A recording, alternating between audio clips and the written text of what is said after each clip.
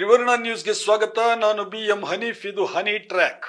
ಪ್ರಚಲಿತ ವಿದ್ಯಮಾನಗಳ ಕುರಿತ ವಿಭಿನ್ನ ವಿಶ್ಲೇಷಣೆಗೆ ಸ್ವಾಗತ.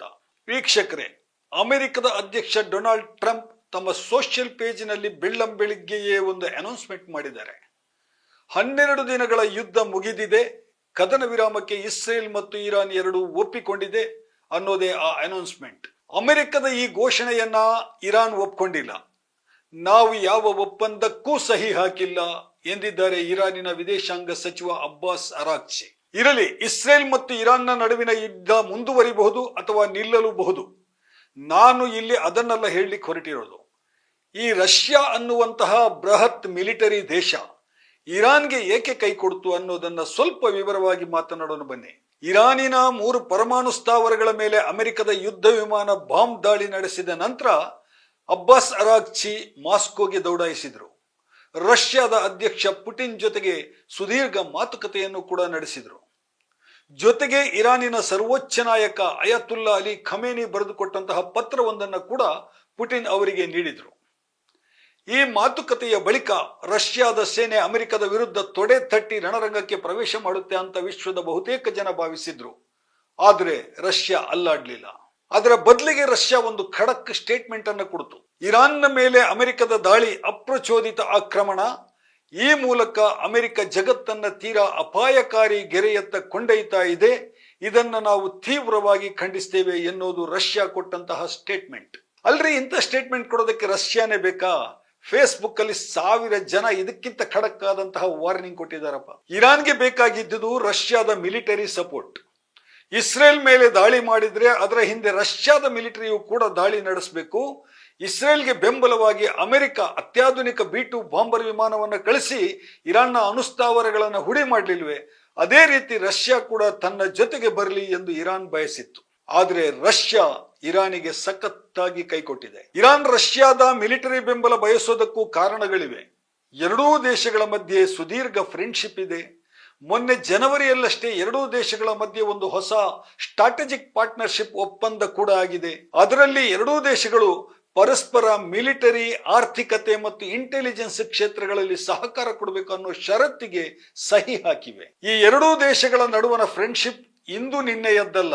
ಇದಕ್ಕೆ ದಶಕಗಳ ಕಾಲದ ಇತಿಹಾಸ ಇದೆ.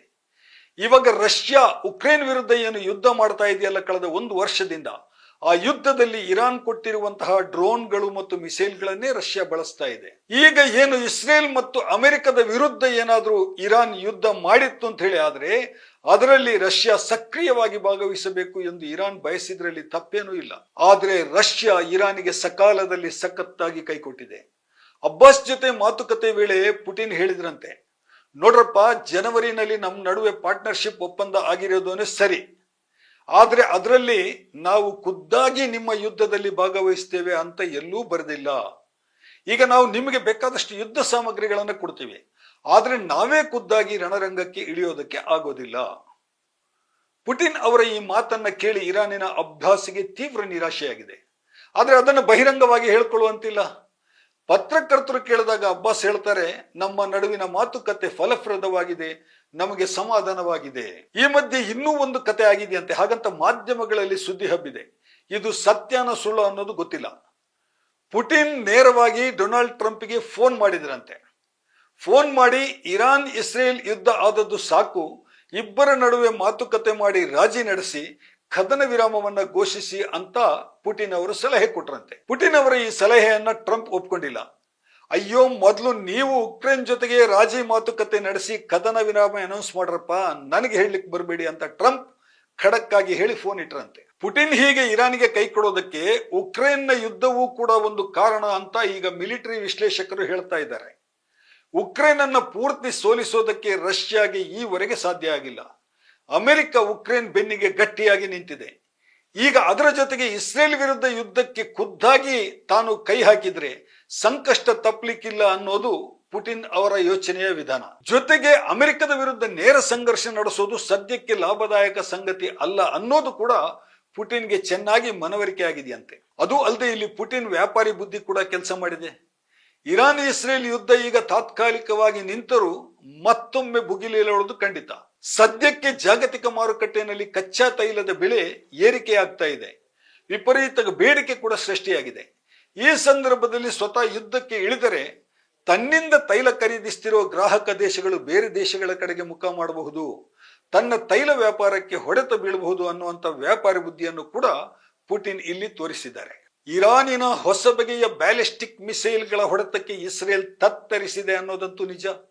ಅದೇ ರೀತಿ ಇಸ್ರೇಲ್ ಭಾರಿ ಮಿಲಿಟರಿ ಬಲ ಹೊಂದಿದೆ, ಅತ್ಯಾಧುನಿಕ ಸಮರ ತಂತ್ರಜ್ಞಾನ ಹೊಂದಿದೆ ಎನ್ನುವಂತಹ ಜಾಗತಿಕ ಮಾಧ್ಯಮಗಳ ತುತ್ತೂರಿ ಪ್ರಚಾರಗಳನ್ನ ಕೂಡ ಇರಾನ್ ಈಗ ಪುಡಿಗಟ್ಟಿದೆ, ಸುಳ್ಳೆಂದು ಸಾಬೀತುಪಡಿಸಿದೆ. ಭಾರೀ ಪ್ರಚಾರದ ಇಸ್ರೇಲಿನ ಕ್ಷಿಪಣಿ ನಿರೋಧಕ ಐರನ್ ಡೋಮ್ ಕೂಡ ಇರಾನಿನ ಫತೆ ಮಿಸೈಲ್ ದಾಳಿಯ ಮುಂದೆ ನಗೆಪಾಟಲಾಗಿದೆ. ಆದರೆ ಇರಾನಿಗೆ ಒಂದು ಸತ್ಯ ಗೊತ್ತಿದೆ, ಅಮೆರಿಕ ಪೂರ್ಣ ಪ್ರಮಾಣದಲ್ಲಿ ಯುದ್ಧಕ್ಕೆ ಇಳಿದರೆ ಏಕಾಂಗಿಯಾಗಿ ಅದನ್ನ ಹೆಚ್ಚು ವಾರಗಳ ಕಾಲ ಎದುರಿಸುವುದು ಕಷ್ಟ.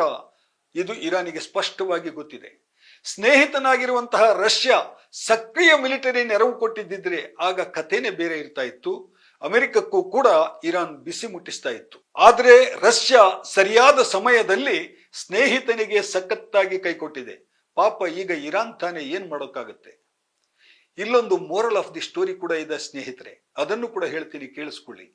ಅಮೆರಿಕ ಆಗ್ಲಿ, ರಷ್ಯಾ ಆಗ್ಲಿ, ಫ್ರಾನ್ಸ್ ಆಗ್ಲಿ, ಶಸ್ತ್ರಾಸ್ತ್ರ ಕಂಪನಿಗಳನ್ನು ಹೊಂದಿರುವ ಯಾವ ದೇಶವೇ ಆಗ್ಲಿ, ಅವರದ್ದು 1 ಪಾಯಿಂಟ್ ಪ್ರೋಗ್ರಾಮ್. ಜಗತ್ತಿನಲ್ಲಿ ಎಲ್ಲಾದರೂ ಸದಾಕಾಲ ಯುದ್ಧ ನಡೀತಾ ಇರಬೇಕು, ತಮ್ಮ ಫ್ಯಾಕ್ಟರಿಗಳಲ್ಲಿ ತಯಾರಾಗಿರುವಂತಹ ಮಿಲಿಟರಿ ಯುದ್ಧ ಸಾಮಗ್ರಿಗಳು ಸದಾ ಮಾರಾಟ ಆಗ್ತಾ ಇರಬೇಕು. ಇದು ಅವರ ಶುದ್ಧ ವ್ಯಾಪಾರಿ ಬುದ್ಧಿ. ತಮ್ಮ ಶಸ್ತ್ರಾಸ್ತ್ರಗಳಿಗೆ ಮಾರ್ಕೆಟ್ ವಿಸ್ತರಣೆ ಮಾಡೋದಷ್ಟೇ ಈ ದೇಶಗಳ ಅಂತಿಮ ಉದ್ದೇಶ. ಇದನ್ನ ನಾವು ಯಾರು ಯಾವತ್ತೂ ಮರಿಬಾರದು. ವೀಕ್ಷಕರೇ, ಇದಾಗಿತ್ತು ಇವತ್ತಿನ ಹನಿ ಟ್ರ್ಯಾಕ್. ನಮ್ಮ ಚಾನೆಲ್ಗೆ ನೀವು ಸಬ್ಸ್ಕ್ರೈಬ್ ಆಗಿಲ್ಲ ಎಂದಾದಲ್ಲಿ ಬೆಲ್ ಐಕಾನ್ ಒತ್ತಿ ಸಬ್ಸ್ಕ್ರೈಬ್ ಆಗಿ. ಇನ್ನೊಂದು ವಿಷಯದ ಜೊತೆಗೆ ಮತ್ತೆ ನಿಮ್ಮ ಮುಂದೆ ಬರ್ತೇನೆ.